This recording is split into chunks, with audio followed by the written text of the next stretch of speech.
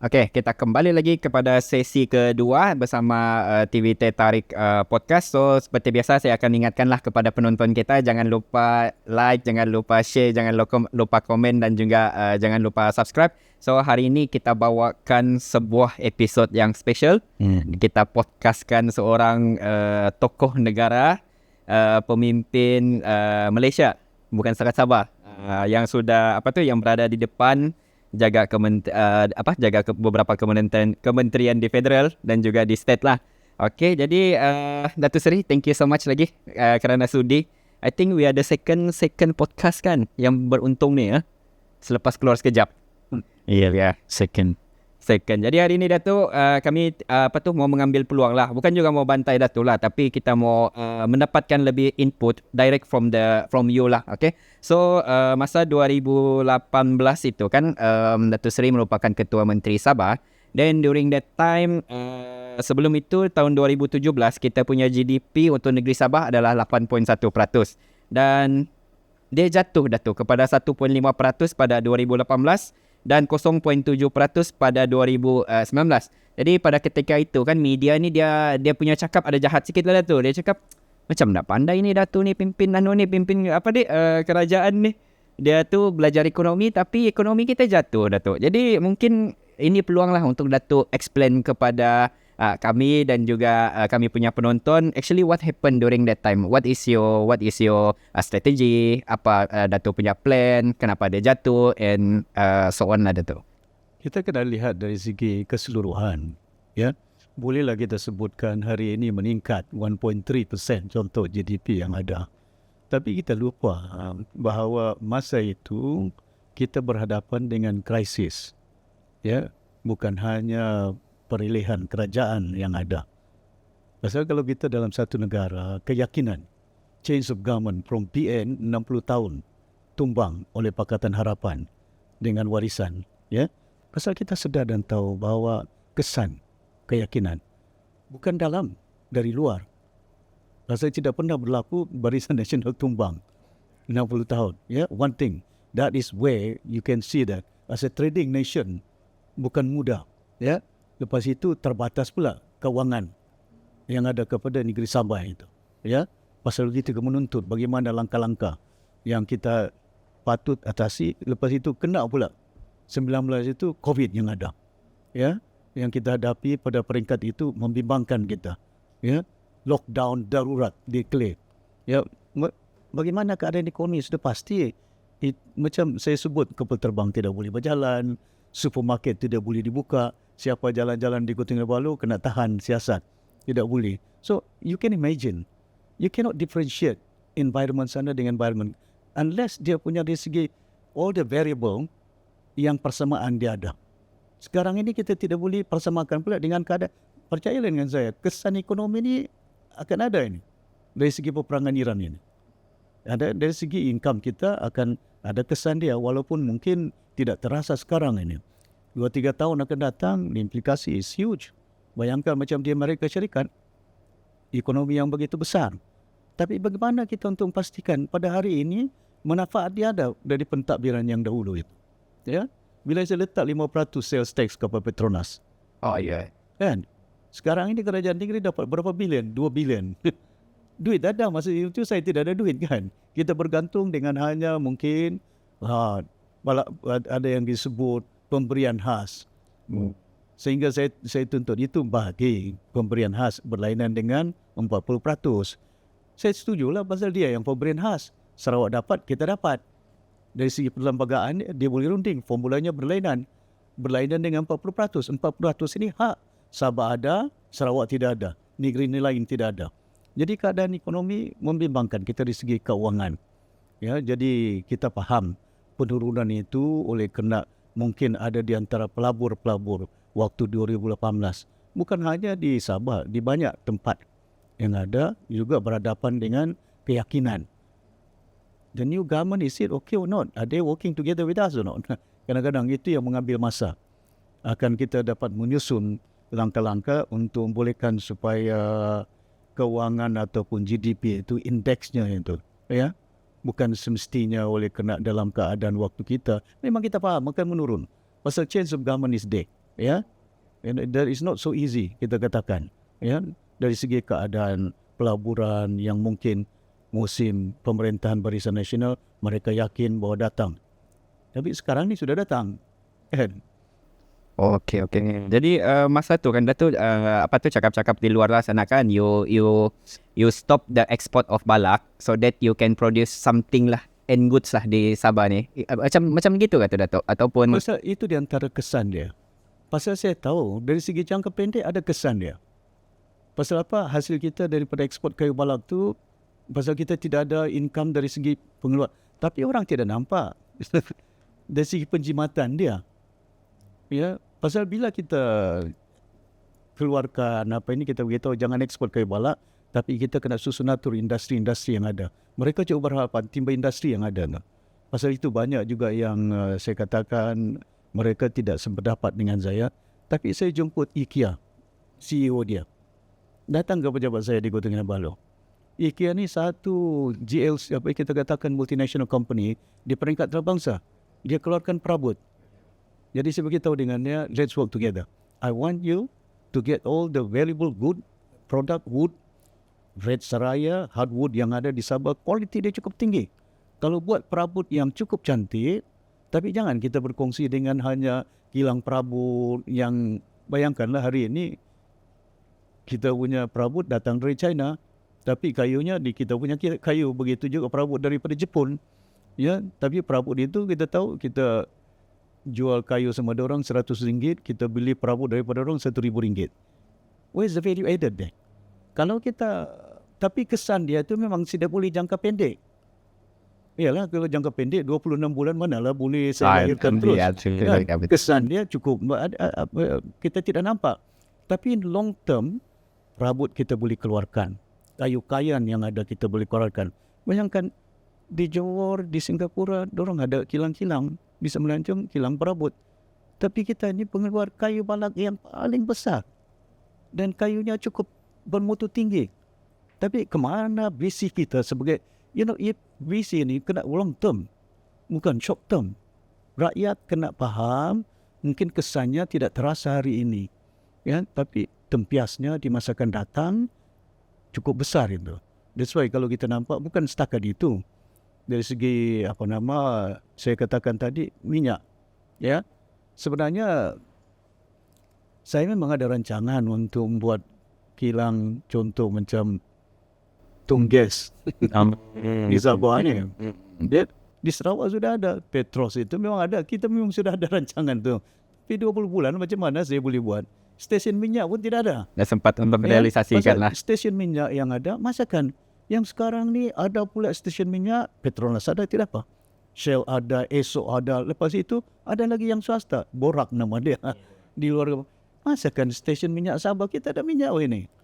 Kan? Macam mana kita monetize, macam mana kita dapat manfaatkan kekayaan yang ada di Sabah ini untuk manfaat anak-anak Sabah. Bukan berarti kenegerian saya tebal, tidak. Saya sayang negara Malaysia, 30 tahun saya berkhidmat untuk negara. Tapi tidak berarti bila saya suarakan tentang hak dan keperluan orang Sabah ini, sebagai seorang bapa ke contoh, bila anak itu nakkan sekolah, bagilah sekolah yang baik. Janganlah pula sekolah kami, tandasnya airnya tidak ada, elektriknya padam-padam macam UMS lah. Contoh je lah. Contoh macam UMS beberapa bulan tidak ada air, mandi macam mana akan mandi dengan berwater. That is where I think kita kena look holistik dari segi keseluruhan. Selaku kerajaan yang ada, bukan oleh kena kita bandingkan data semata-mata, tapi ceritanya di bawah itu dorang tidak tahu, tidak nampak.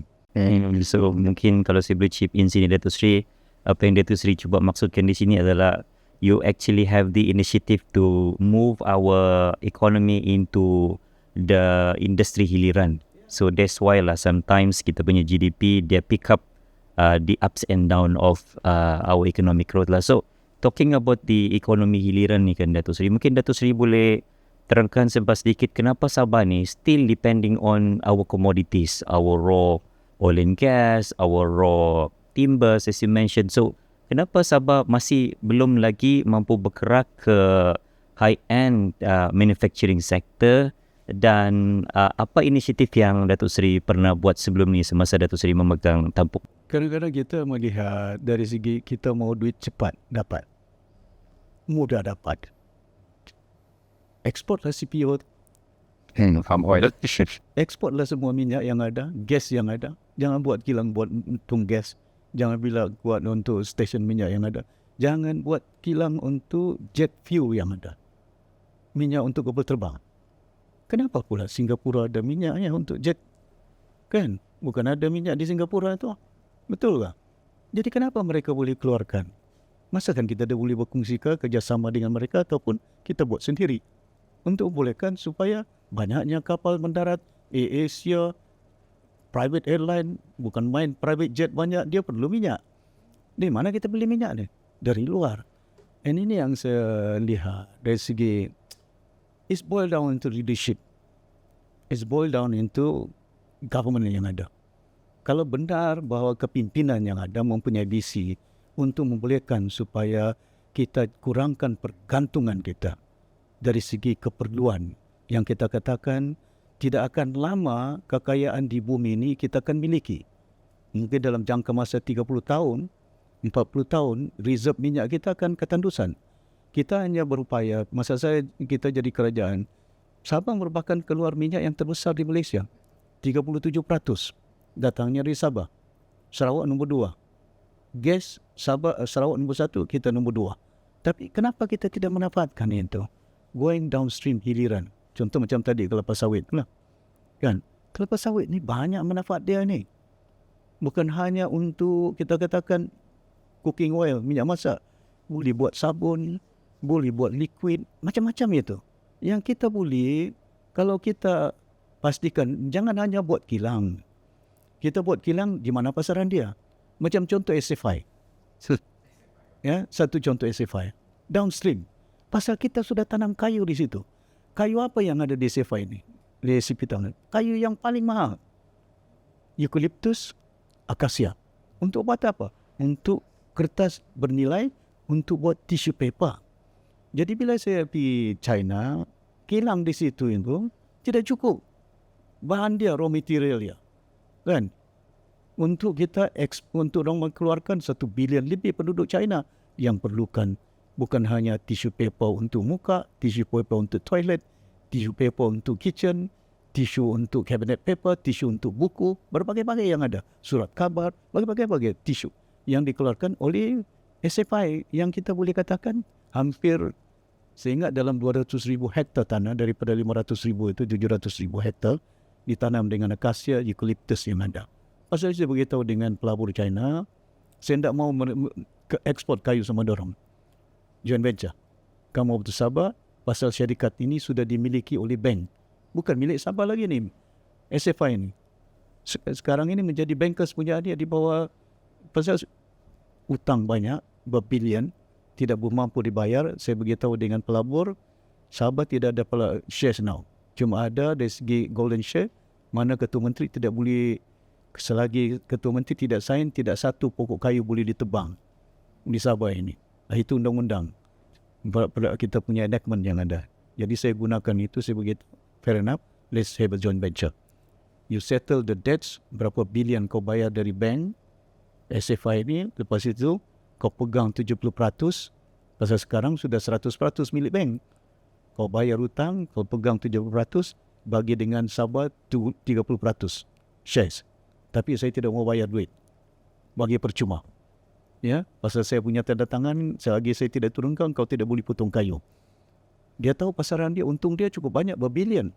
Pasal pasaran di China cukup banyak. Jadi kalau kita mau berdagang, kalau kita mau going downstream, hiliran ini, jangan hanya kita nakkan supaya ada industri.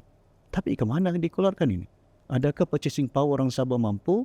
Adakah penduduk 4 juta saja cukup? Tidak cukup. So we must look into it. Di mana mau kita pasarkan kalau kita going downstream? Di China, di Jepun, ya, dan di negara-negara lain. Macam contoh tourism yang ada. Ya, pasal apa bila saya bagi pinjam duit dengan AirAsia? 300 juta. Pasal apa? Tujuan saya mau produk apa itu? Downstreamnya apa itu? Pelancong. Tony, kau bawa pelancong dari China, dari ke KK. Dari ke Tawau, dari ke Sendakan. Saya tidak mau singgah di KLIA.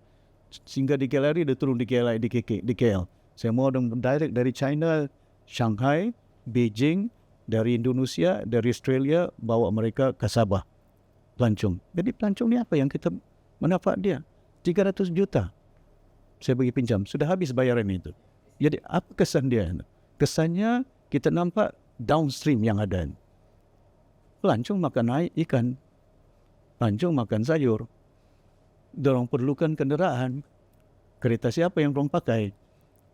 Hotel mana dorang tinggal? Masa kerana hotel di KK ni tidak ada hotel yang mereka tinggal, kan? Resort apa yang ada? Sampai di Sempurna Resort illegal pun ada kadang-kadang, kan? Jadi kita kena susun atur dengan baik macam mana sistem pengurusan ekonomi yang ada untuk membolehkan downstream itu menjadi kenyataan yang mana. Itu yang saya katakan tadi. Apa keperluan untuk perubatan? Produk apa yang diperlukan oleh ubat-ubat? Panadol, oleh penicillin, oleh antibiotik yang ada, ubat batuk yang ada. Yang kita tahu mungkin di Sabah ada produk-produk dia. Yang dari segi daunnya, dari segi kayunya. Ya, kenapa orang lain boleh keluarkan Panadol? Apa produk-produk yang itu kena buat kajian secara mendalam. Pasal itu saya beritahu bahawa downstream ni cukup baik pasal peluang pekerjaan yang ada. Dan sampingannya, kurangnya kita menggunakan bid kita, foreign exchange yang ada. Kalau itu dikeluarkan di luar negara, kita beli, import. Kena import ringgit lah pula. Dan pasal itu, contoh macam pelancong datang ke Sempurna, saya nasihatkan, jangan gunakan Alipay. Gunakan kredit card yang ada di sini. Jadi kalau tidak, China yang untung. Transaction tidak ada. Ke mana ini? Kena disusun atur dengan baik. Ya. Dan itu saya katakan, but the reason why we go downstream, banyak negara, contoh macam China hari ini, ya, mereka menjadi pengeluar di dunia produk-produk, you name it, AI kah, apa kah, all the industrial product yang ada, bukan setakat mampu. Sekarang ini kita bergantung dengan dulu iPhone dari Finland. Sekarang ni macam-macam dari China itu, kan? Dan kenapa dia boleh keluarkan? Bukan setakat dari jumlahnya besar, tapi harganya berpatutan, mampu milik orang membelinya. Yang penting itu komunikasinya, itu kepentingannya. Kadang-kadang kita mau nama handphone asal brand saja, tapi yang penting ini suara kita boleh dengar, kan? Di sebelah itu boleh ke message dimaklumkan? Boleh. Macam iPhone yang ada, iPad yang ada, boleh kita gunakan. Ada setengah-setengah tempat ini cuma is a brand saja. Tapi itu yang saya katakan, downstream ni tempiasnya cukup besar, tapi dia mengambil masa. It cannot be done overnight. Tidaklah sampai 20 bulan. Ya. Tapi kadang-kadang membimbangkan saya itulah. Oleh kerana senario, saya pun jenis manusia, bukan saya tidak boleh bagi YB saya. Jangan kamu lompat. Berapa duit dia baginya? 1 juta, 2 juta, saya boleh bagi 5 juta. Jangan lompat. Apa menteri? Jauh-jauh, John Wong kau resign. Kasih dia menteri penuh. Boleh. Tapi nilai apa saya bagi seorang pemimpin Sabah ini? Saya nak akan keluarkan pemimpin seumpama ini yang kesan tempiasnya bukan 1 tahun, beratus tahun. As a leader, kita nak akan supaya keluarkan sistem pemerintahan, sistem pentadbiran yang pimpinannya menyelami tentang apa manfaat downstream ini. Peluang pekerjaan, mungkin produk yang hari ini, macam saya cerita tadi, Jepun bergantung dengan kereta daripada mana? Holden, Cadillac, Imperial, Mercedes-Benz. Tapi sekarang punya kereta dorang, Korea pun ada Hyundai sudah. Ya, Honda macam-macam. Jadi, you go downstream, technology, improvement of it. Mungkin satu ketika nanti, kalau kita banyak mengeluarkan produk apa itu? Produk Sabah, noted. Produk apa yang cukup tinggi nilai dia? Mungkin harganya peringkat awal murah. Tapi bila sudah kita dapat tingkatkan kualiti produk yang kita keluarkan downstream ni, it's going to be a market for the world. Okay, Datuk, saya sambung sikit. Datuk, actually pada sesi pertama tadi kita talk about the global, kan? So saya sangat tertarik tu dengan kilang ubat tu. Actually masa last year kempen pilihan raya PRUD 25, kan, Datuk ada cakap mau buat kilang ubat di Sabah ni. Lepas tu orang cakap buat ubat apa? Ubat gila kah? Jadi actually Datuk, apa reason di belakang ni? Belakang apa tu idea ni, Datuk? Kau pergi farmasi, harganya murah gitu. Mampu ke orang kita beli? Ya? Kau pergi klinik-klinik desa, kau turun pergi bawah, pergi kampung. Ubat apa yang dong boleh bagi? Ada kadang-kadang kau pergi klinik, tidak cukup ubat dia. Jadi kenapa bekalan dia tidak mencukupi? Kita tunggu. Supply dari mana? Kesihatan. Ini pun sudah putung ke peruntukannya. Jadi apa yang kita bukan ubat gila. Kadang-kadang ini tujuan kita ialah bukan setakat seperti yang saya katakan. Ubat itu kita keluarkan sendiri, tapi mutunya mesti boleh kita gunakan. Pasal jangan pula ubat itu tidak ada kesannya ya kepada sistem. Ya, contoh macam Panadol muscle yang ada, mungkin pening kepala kita boleh buat. Tapi dia mesti to the standard yang ada. Bukan semudah itu, kena ada dalam mengeluarkan produk-produk ini tidak semudah seperti diluluskan industri itu oleh kerajaan persekutuan ya untuk membolehkan supaya bekalan dia mencukupi. Selain daripada bekalan mencukupi, belum pekerjaan anak-anak kita ya. Kenapa kita dilihat? Kenapa di Negeri Sembilan ada? Apa di Negeri Sembilan dong keluarkan ubat gila? Untuk orang Negeri Sembilan ataupun di Melaka? Tidak. Ya. Jadi kita kena lihat, jangan hanya kita politikkan semata-mata keadaan-keadaan yang bila kita suarakan, is a visionary kind of approach. You know, and untuk membolehkan supaya mengurangkan pergantungan dalam kehidupan kita. Pasal itu, negara China dahulu bergantung. Negara Jepun dulu bergantung dengan pengimportan barang-barang. Tapi hari ini mereka menjadi pengeluar yang terbesar di dunia.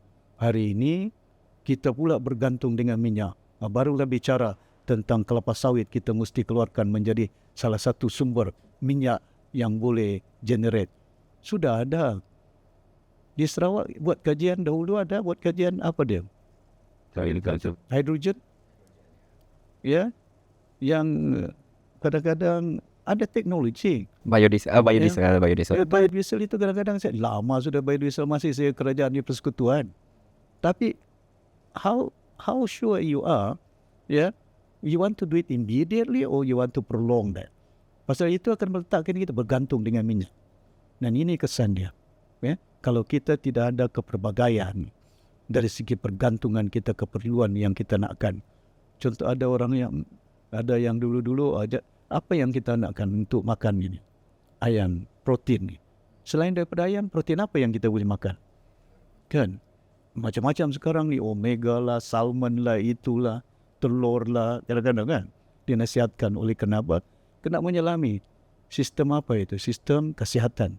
Dimaklumkan pakar-pakar kesihatan bagi keluar YouTube ubat apa yang diperlukan untuk sistem berat saraf, untuk jantung, untuk kesihatan. Pasti mereka mencari alternatif. Macam kita lah sebagai seorang pensyarah, besok nanti pensyarah macam mana membimbing anak-anak. Kau jadi apa ini? Jadi guru. Jadi apa? Polis. Mana yang jadi yang pekerja? Nah, yang penting bukan hanya ilmu you perlukan, tapi kau keluar universiti kau kena ada kerja. Jadi pasaran itu apa yang ada di pasaran ini? Nah, itu yang kita perlukan. Yeah, so tadi Datuk Seri mention pasal kilang ubat ni kan. Dan Datuk Seri ada sebut tentang kita buat kilang ubat generik. So saya terfikir mungkin kita punya market itu tidak cukup besar yang menyebabkan market force tidak ada, kata orang, tidak bertapak di Sabah pengusaha-pengusaha kilang generik itu sendiri. Mungkin disebabkan kita punya market terlalu kecil maybe. Itu jangan kita fikirkan tentang pasaran semata-mata dalam peringkat awalnya mungkin. Tapi akhirnya kalau kita mempunyai vision, bayangkan siapa yang perlukan obat ini? Negara jiran kita Indonesia? Apa diorang ada kilang obat di Kalimantan ni lah? Ada kilang obat di Tarakan ni? Ada kilang obat di Filipina? Mungkin kita kena lihat. The vision is there. The moment murah bagi dorang kalau dong beli ubat dari Sabah daripada dong beli ubat daripada Manila. Jauh Manila itu. Kalau dong beli ubat dari Jakarta, mahal itu sampai ke Sulawesi itu. Betul tak? Jadi kena lihat itu. As an economist, where is the cost? Where is cheaper? This is cheaper. If it is, kalau kita melihat dari segi pasaran, mungkin jangka pendeknya ialah bergantung dengan Sabah. Ya, tapi begitu juga masyarakat Jepun dahulu bila keluarkan kereta Toyota untuk Jepun saja. Hari ini orang putih pakai Honda. Kan? Rebrand Toyota menjadi Honda. Macam mana keadaan dia? In life, it will take the process. Ya, mungkin kalau kita berfikiran panjang downstream, on quality paper yang ada. Tissue paper, quality. Bayangkan sekarang tissue paper kita pilih daripada mana? Tidak ada kilang tissue paper kita. Kan? Masa kan kita pengeluar produk raw material yang ada. Mungkin kita tidak pikirkan pasaran, tapi kita connect dengan di mana pemasarannya. Itu yang saya beritahu China. Saya pergi Shenzhen, saya lewat kilang dia cukup besar. Berapa bilion? Lebih daripada 1 bilion pasaran dia. But we must be smart to connect with pasaran yang ada. Ya, mungkin their moment, itu yang saya beritahu tadi. Kalau boleh buat kilang macam jet fuel di Singapura, ya, pasaran kecil saja, berapa saja kapal terbang di sini. Tapi kalau kita kerjasama dengan Singapura, okay, fair enough, kau punya pasal saya minyak dekat dengan saya. Kan, kalau kita keluarkan di sini, mungkin produk dia murah dan kau pasarkan. Jadi, jangan kau ambil daripada tempat lain, kau ambil daripada kita punya produk. Berkongsi. Ya. Okay, kan Datuk sikit kan Datuk. Kita throwback sikit zaman Datuk jadi Ketua Menteri Sabah kan. One of the controversial act lah kan yang Datuk buat is actually menutup ni kasino dan mesin slot ni di Sabah lah. Jadi ia menyebabkan kira-kira kehilangan 15,000 low skill workers ni pekerjaan kan Datuk. Jadi apa reason behind this move Datuk? Sebenarnya ada kumpulan agama yang berjumpa dengan itu pun satu saya ingat. Saya boleh nyatakan ada kesilapan di situ. Ya. Kena bila saya melihat bahawa ada pihak kumpulan-kumpulan Datuk Seri, gambling is not so easy. Ya. Kita tidak mahu anak-anak kita menjadi terlibat dalam keadaan semata-mata sebagai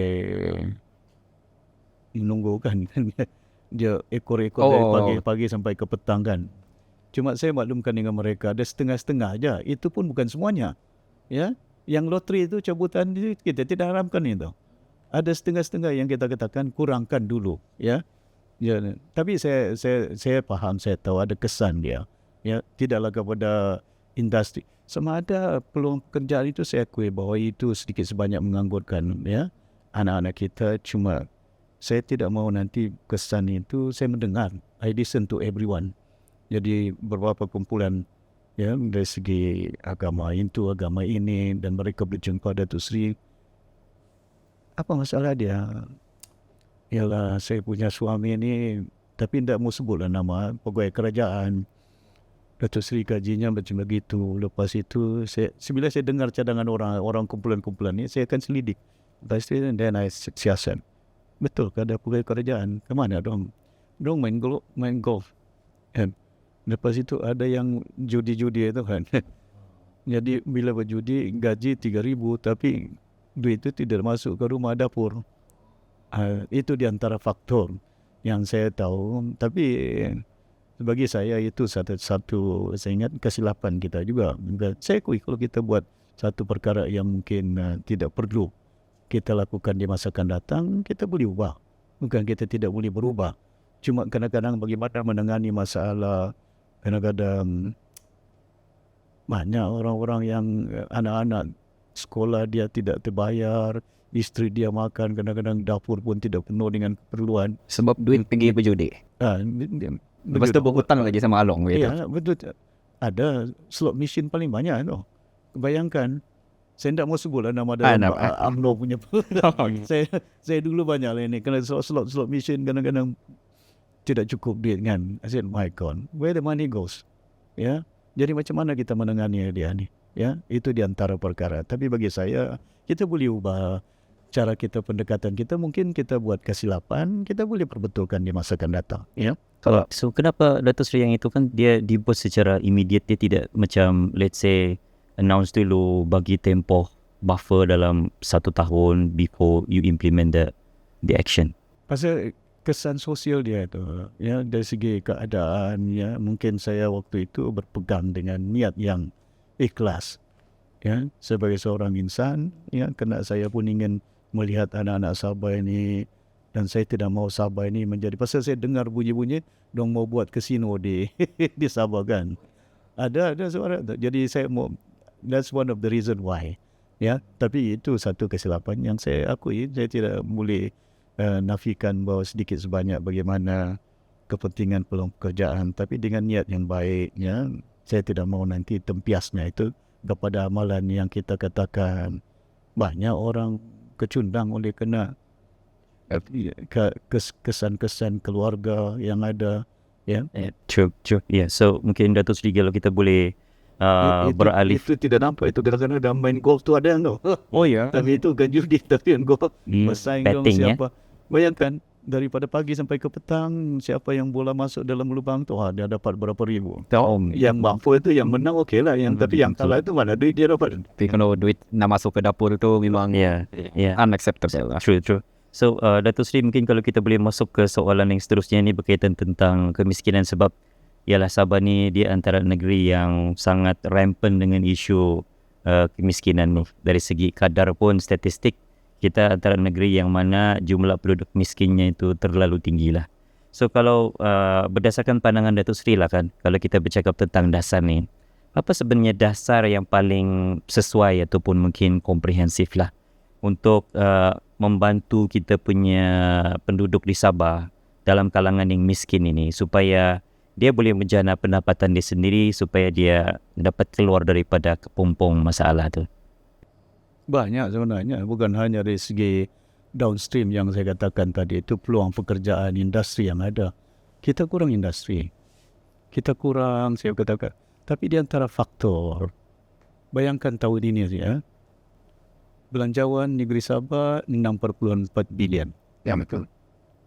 Bantuan persekutuan diumumkan oleh Yang Amat Berhormat Datuk Seri Anwar Ibrahim 6 bilion.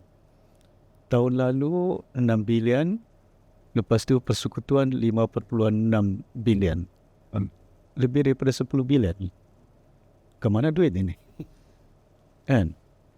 Tahun ini saja dekat-dekat 13 bilion ini. Kemana duit ini? Kemana harta, mana kekayaan kita ini? Di antara faktor yang perlu kita lakukan rasuah ni, ketirisan ini. Ini ada ketegasan. Saya masih ingat dalam seminggu saya jadi kerajaan dan kabinet. Saya ingat ahli kabinet faham, tahu ini. Saya bilang kalau ada di antara kamu mau minta projek 50 juta, 100 juta, bawa. Saya sign, saya luluskan. Tapi lampirkan bersama surat letak jawatan jadi menteri. Kamu mau jadi businessman kah? Kamu mau jadi peniaga kah? Ya? Jadi politician kah? Kadang-kadang itu penting kepada kita. Bagaimana sebuah negara, Singapura, yang langsung tidak ada bahan. Jangan cerita minyak, jangan cerita kayu balak. Kan? Bagaimana negara itu sebagai sebuah negara yang boleh disegani, the most richest country in Asia. Satu lagi kecil. Kalau pasaran kau bergantung macam tadi kita bicarakan tentang pasaran, macam mana Singapura ini boleh mengeluarkan industri produk-produk yang kalau memikirkan pasaran dia berapa juta saja penduduk dia. Berapa besar saja dia, negara dia. Tapi kita tidak boleh fikirkan itu. You must have a vision. But the process is take long time. That's why seorang pimpinan seperti Lee Kuan Yew melihat ke arah mana supaya mereka mesti ada, jangan ada dependency, pergantungan dia. Tapi kita lihat sebab ini satu tempat yang menjadi tarikan. Apa di antara perkara yang mereka tunjukkan? Ya. Dan salah satu pendekatan mereka supaya letakkan financial hub Singapura. Banyak orang simpan duit di situ. Dari Indonesia, dari Malaysia simpan duit di situ kan. Simpan duit di situ bukan dia simpan satu hari. Tidak simpannya satu bulan. Disimpannya 30 tahun, 20 tahun. That money can be used by the government of the day. Mungkin dalam jangka masa pendek, tapi jangan pula maklumkan kepada mereka, aku gunakan duit kamu. Tidak. As the government of the day, you can use whatever money that you have dalam sistem pemerintahan you. Tapi pastikan kalau dia mau keluarkan duit dia 10 bilion, that day dia boleh keluarkan. Jangan bimbang sangat. Bagi jaminan dia. Tapi kita perlukan duit. Kita tidak perlu pelabur asing yang datang untuk membina prasarana jalan raya. Because you have the money in the bank. Dan ini satu langkah. Tapi kepimpinan dia. Vision dia.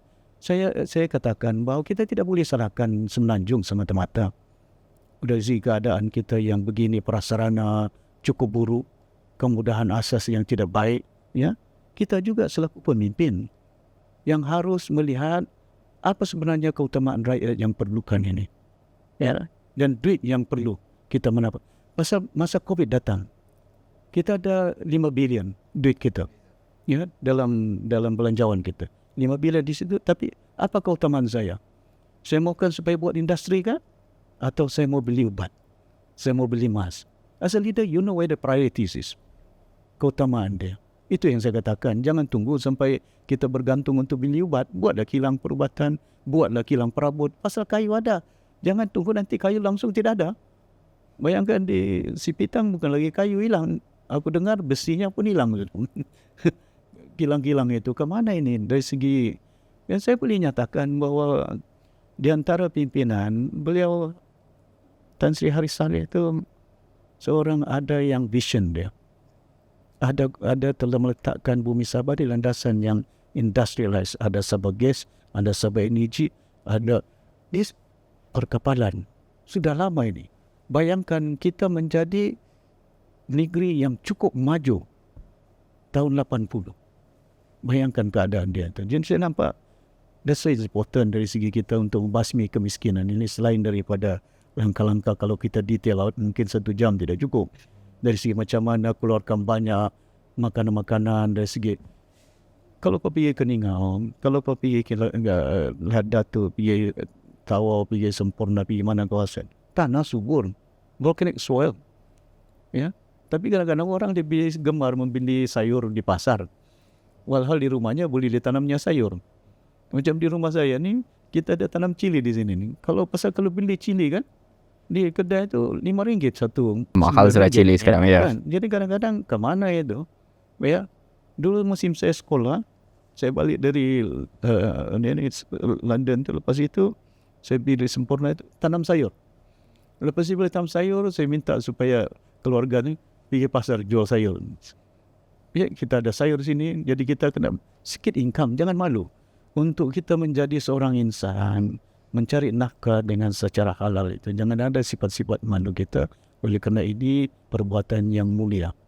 Jadi membasmi kemiskinan di Sabah ini bukan kerjanya mudah, tapi memerlukan kepimpinan yang mempunyai vision dari segi keseimbangan daerah-daerah yang ada. Ya, contohnya kalau kita letak, buatlah kilang sebanyak mungkin di Sipanggar. Buat apa aku buat kilang di Sipanggar banyak-banyak sangat? Pasal itu saya mau buat pelabuhan di Kudat supaya spread out development yang ada. Ada 600 ekar Sedco punya tanah di situ. Jadi industrial park di situ. Pasal apa bila saya letakkan di situ, saya sudah berhubung dengan pelabur dari China. Diorang boleh buat dalam jangka masa 2-3 tahun, 4 tahun macam gitu. Pelabuhan itu. Tapi dalam kita buat pelabuhan, mesti transport system mesti ada, industri mesti ada. Jangan hanya one way saja. Macam saya cerita kapal tadi itu. Ya, kapal tentera kosong. Tapi bila balik ke Semenanjung, ada dengan barang-barang. Tapi kita penuhi dia. Tapi kena ada produk dia. Pasal Kudat dekat dengan China. Dekat dengan Manila. Dekat dengan Hong Kong. Dekat dengan Jepun. Bayangkan, kalau kita ada satu sistem pelabuhan yang cukup canggih, kita ada dulu musim berjaya sampai shipyard. Maintenance ship yang ada, kita boleh maintenance ship. Singgah di Kudat itu, tidak singgah di Sarawak, tidak singgah di Port Kelang itu mungkin. Ya? Isi refuel, the tank is there, minyaknya ada, segala-gala itu ada. Jadi peluang pekerjaan, membasmi kemiskinan. Di Kudat, di Pitas banyak miskin di situ. Jadi macam mana kita mengatasi kemiskinan? Spread out development. Kalau kau hantar semua kilang di Sipanggar, orang Keningau datang ke Sipanggar. Orang Kudat datang ke Sipanggar. Di mana rumahnya? Sewa rumah, bayar flat, bayar pengangkutan. You look into the vision of it. How you manage it, the society. It take time. It cannot be done overnight. Cuma saya 20 bulan saja. Itu saja masa terlampau singkat sangat. You know, kadang-kadang bila saya lihat, it could have been just 5 years like that. I can do better. You know, mungkin dari segi poverty, mungkin dari segi peluang pekerjaan, bukan hanya orang Sabah akan dapat, dari Semenanjung pun boleh datang. Ya, tidak berarti bahawa orang mereka tidak boleh datang. Boleh. Cuma saya nakkan supaya bagaimana untuk menyebutkan.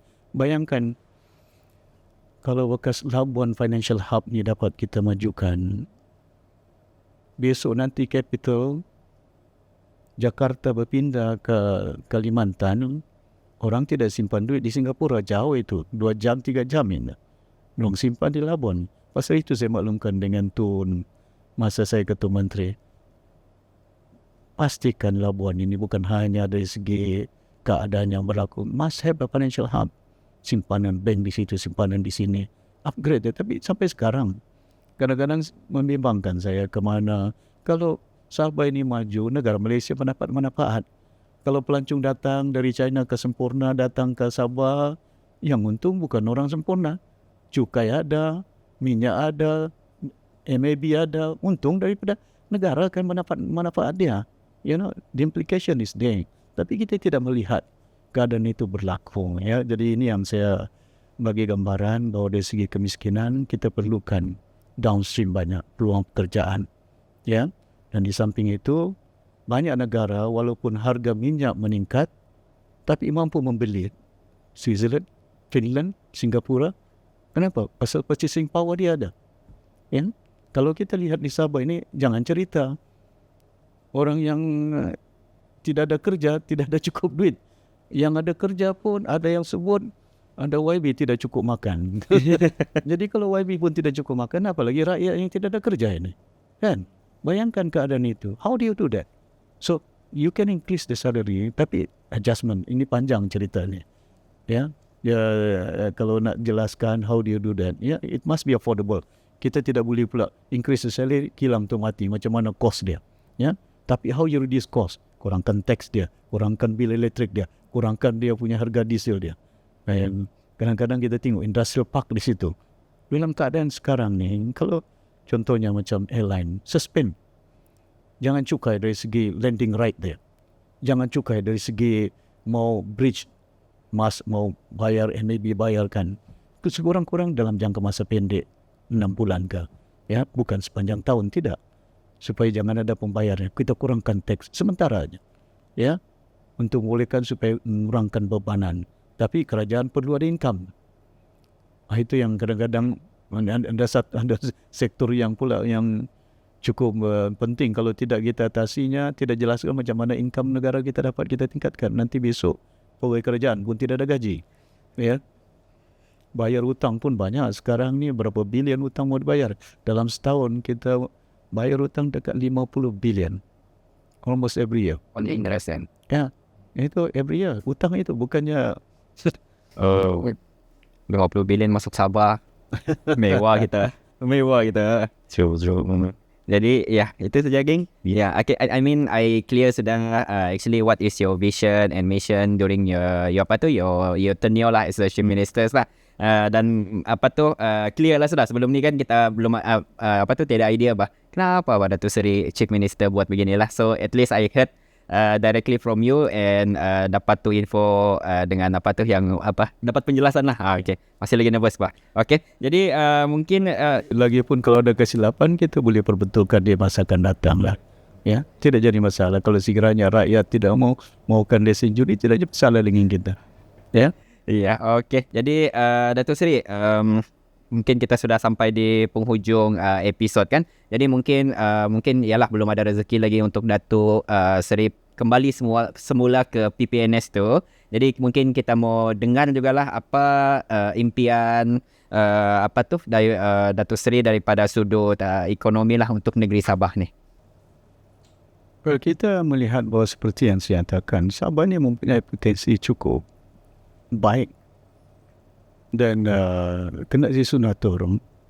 Saya sudah ada buku rancangan dia cukup tebal, riset Sabah punya ekonomi. Ya, kena itu yang kita katakan, monetizing raw material yang ada, minyaknya, gasnya, kelapa sawitnya, tanahnya. Bayangkan kalau dari segi ekonomi Sabah ni, saya dahulu bila saya melihat ada dekat 30,000 hektar tanah di Tawau itu di Kelabakan. Dan tanah ini volcanic soil, cukup subur. Dan bayangkan tidak ada rancangan untuk kita membekalkan, memajukan sektor industri makanan yang ada. Sayur-sayuran, buah-buahan. Kalau kamu pergi Tawau, kamu rasa dia punya nangka dia, kamu rasa dia punya rambutan manis itu. Pasal tanahnya itu subur itu di Kelabakan itu. Jadi itu antara tanah volcanic soil yang ada cukup subur.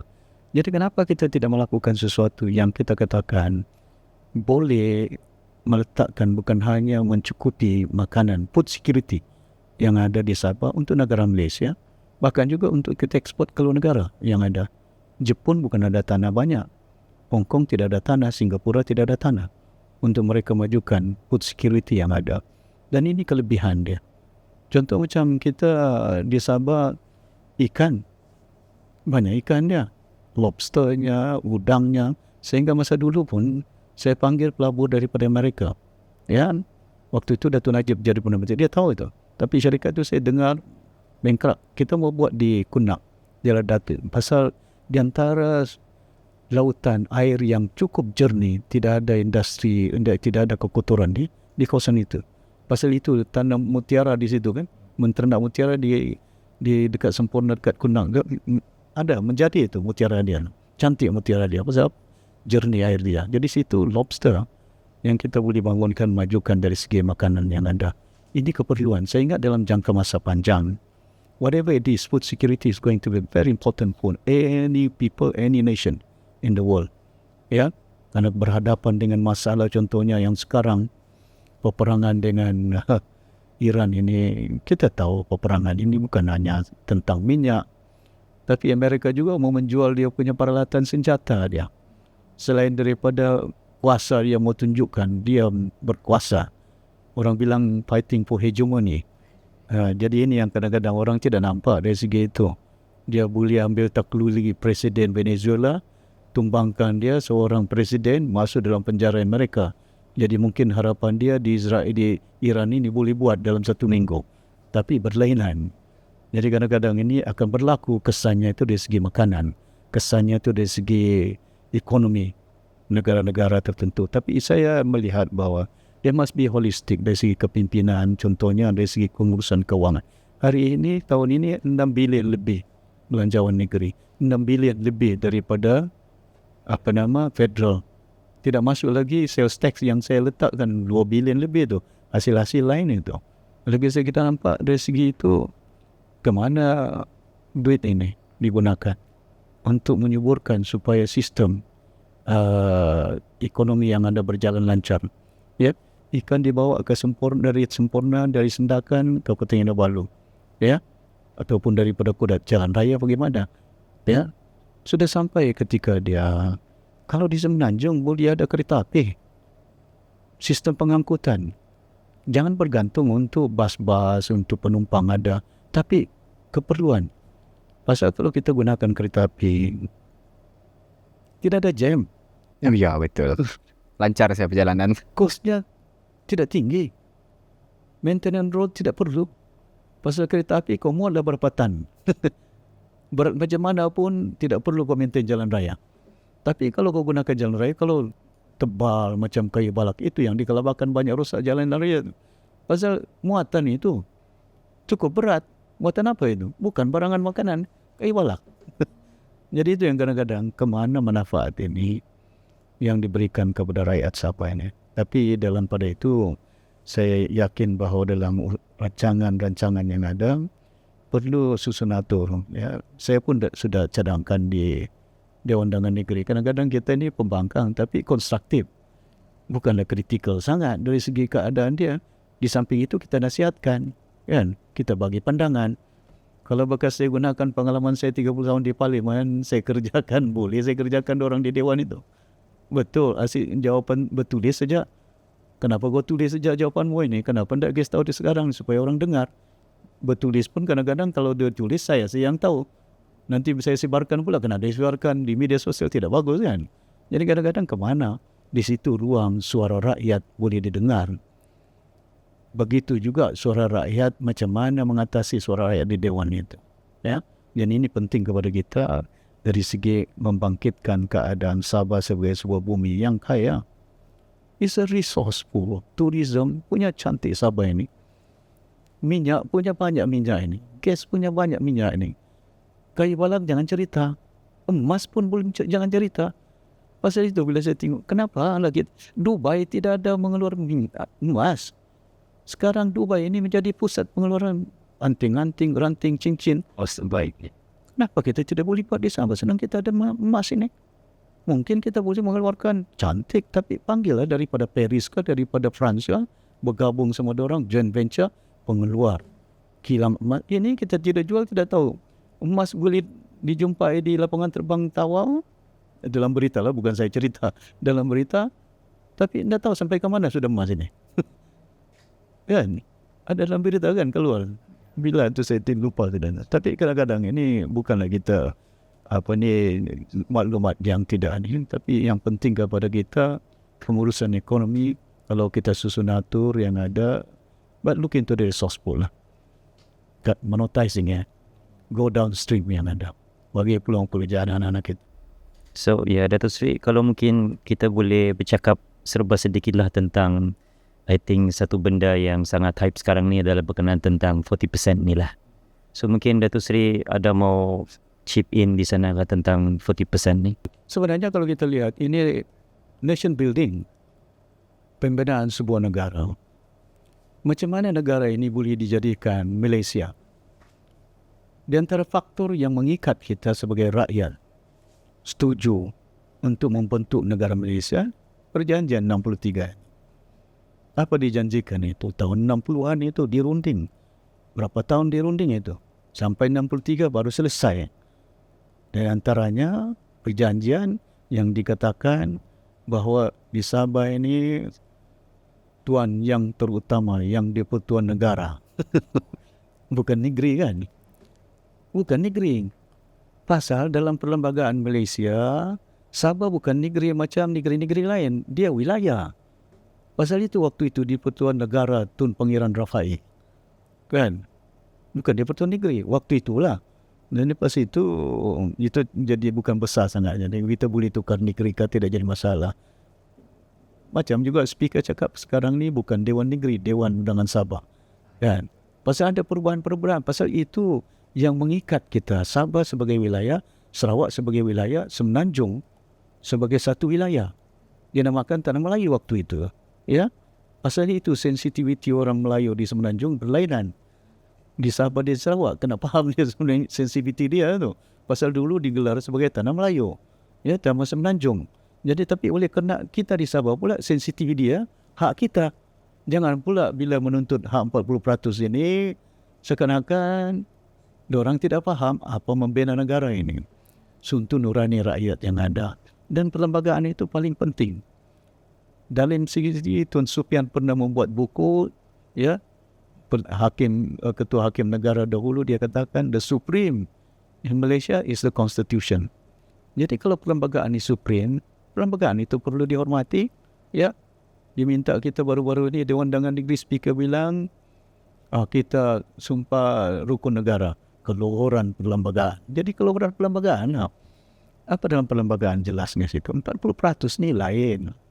Pemberian khas ni lain. Kadang-kadang ada orang yang cerita, dahulu Datuk Sapi terima 56 juta waktu itu. Itu pemberian khas. Pasal apa saya terima? Walaupun formulanya tidak kena saya surahkan depan Tun Mahathir. Dia masih hidup lagi, boleh tanya dia. Tuan, saya tidak setuju dengan formula, tapi saya terima pasal ini pemberian khas. Saya beritahu dengan dia. Lepas itu saya tahu kena kita pun perlukan duit waktu itu, ada krisis sikit. Ya, baru beralih kerajaan. Jadi perlukan sistem pentadbiran disusun semula untuk membolehkan supaya sistem pentadbiran dapat diselaraskan dengan visi. Ya, waktu itu untuk kita reform, perlukan ada reformasi yang ada. Lepas itu, bila saya lihat tidak apa, saya boleh terima, tidak pernah naik itu. Dahulu dapat, kalau mengikut perjanjian 63, daripada awal 3 juta, 7 juta, 21 juta. Naik waktu itu, saya terimalah 56 juta pasal kita perlukan duit. Tapi itu pemberian khas. Bukannya 40%. 40% ni lain. Ya, di Sarawak dapat pemberian khas. Tahun ini pun mereka dapat. Sabah dapat. Kan? Tapi negeri lain pun ada juga. Terengganu pasal minyak diorang diberikan. Kadang-kadang bila saya nampak pemberian khas ni Sarawak dapat, Sabah dapat. Tapi 40% dalam perlembagaan tidak ada. Sarawak tidak dapat. Satu tempat saja yang dapat, Sabah. Ya, di situ dijelaskan macam mana cara membayar dia. Duit itu daripada Consolidated Fund, badan yang berkanun, untuk ya supaya dibayarkan setiap berapa peratus dipungut tahun ini, tahun 73, 74, 60, ini jumlah dia tiap-tiap tahun. Tapi daripada tidak pernah diberikan itu. Jadi pasal itu dikira-kira berapa jumlahnya sampai sekarang. Persoalan berapa jumlah yang harus diberikan kepada Sabah. Kita tidak boleh samakan kalau kata Contohnya macam Sabah pun dapat duit banyak buat hospital, buat balai polis, kita buat keselamatan yang ada, doktor kita ini bayar gaji mereka buat hospital jantung di Sabah. Itu federalist. Perjanjian 63 membentuk Malaysia ada senarai persekutuan, ada senarai bersama, ya. Itu yang kita katakan federalist. Yang ada itu apa dia? Pendidikan, tanggungjawab kerajaan persekutuan. Keselamatan, tanggungjawab persekutuan. Kesihatan, tanggungjawab. Tidak ada doktor yang dilantik oleh Sabah ini. Ya, betul. Semua Tidak di ada bawah guru dilantik oleh Sabah ini. Lecturer mana dilantik, gaji kamu mana dibagi. federal. Jadi federal semuanya. Bangunan, maknanya itu senarai tanggungjawab perjanjian. Kita bentuk Malaysia, tapi tanggungjawab kamu di peringkat federal, bukan state. Ya, pasal itu Perlis dapat Hosni University, Kelantan dapat universiti, tanggungjawab supaya diikat, ya, negeri-negeri di Semenanjung itu untuk membentuk negara dinamakan Malaysia. Ya, jadi itu di antara perkara kena jelas. Yang bukan kita minta supaya ini bukan hak. Ada hak dia dari segi perlembagaan, ya, bukan dipolitikkan, tidak, ya. Kenapa tidak disuarakan waktu dulu, ya? Saya Menteri Persekutuan, kan, bersuara macam mana, kan? Dahulu ada pernah jadi pengurusi MS63. Siapa dia? YB Kimanis. Siapa dia? Si Hanifah. Bersama siapa dia? Si Nancy. Itu menteri, ya. Tapi bila kita jadi kerajaan, saya minta dengan Menteri Undang-Undang Mendiang VK Liu warisan, ya, supaya VK nasihatkan Tun adakan mesyuarat perjanjian 63 yang dipengerusikan oleh Perdana Menteri Tun Mahathir, diwakili Sabah oleh Ketua Menteri Sabah, diwakili Sarawak oleh Ketua Menteri Sarawak. Pertama kali itu. Sekarang dia tidak ada itu. Kan? Kadang-kadang ada pun cara-cara runding macam begitu aja. Beri tanggungjawab. Tidak ada masalah ini sistem. Mungkin pimpinan lain sistem cara dia, sistem cara sepatutnya cara yang dilakukan Perdana Menteri selaku Kerajaan Persekutuan, Ketua Menteri Sabah, Ketua Menteri Sarawak dan memutuskannya. Bukan Menteri di Jabatan Perdana Menteri. Si Mustafa. Itu kadang-kadang dia boleh ditanggungjawabkan untuk memantau. Tapi memutuskannya itu kadang-kadang susah. Kerana kerajaan yang memutuskannya Perdana Menteri, Kabinet. Biasa dia akan di bawah itu. Jadi saya berharap 40% ni bukan dipolitikkan, tidak, tapi ditunaikan. Kerana saya yakin anak-anak yang ada pada hari ini, banyak anak-anak Sabah, anak-anak yang kita katakan sudah ada pendidikan, mereka mengetahui undang-undang. Banyak peguam-peguam anak-anak Sabah ini, they know what is the law, what is due is there. Ya? Kalaupun tidak ada, cara dia itu yang kita bangkitkan di Dewan Undangan Negeri. Apa pendirian kerajaan negeri ini? Ya, kalaupun berunding dengan persekutuan, apa pendirian dia? Bayaran setengah kah, bayaran apakah, bayaran macam mana cara? Tidak berani pun, tidak ada pun suara. Kami akan jawab secara bertulis. Sampai sekarang belum dapat tulisannya tu kan. Jadi kita nak tanya hak dia tu. Apa ni susun atur dia, mungkin saya pun nasihatkan mereka di Dewan Undangan Negeri. Begitu, ada hutang kerajaan negeri yang ada 3 bilion kepada kerajaan persekutuan, masukkanlah 3 bilion sebahagiannya daripada sepatutnya 40%, pasal duitnya datang daripada kerajaan persekutuan juga.